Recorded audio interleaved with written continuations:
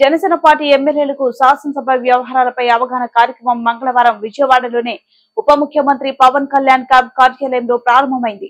కార్యక్రమంలో శాసనసభ వ్యవహారాల సభ నియమావళిని ఎమ్మెల్యేలకు తెలియజేస్తున్నారు.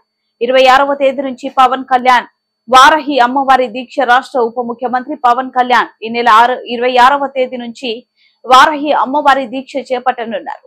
11 రోజుల పాటు దీక్ష చేస్తారు. ఇందులో భాగంగా పాలు, పండ్లు, ద్రవాహారం తీసుకుంటారు. గత ఏడాది జూన్ మాసంలో పవన్ కళ్యాణ్ వారాహి విజయ యాత్ర చేపట్టారు.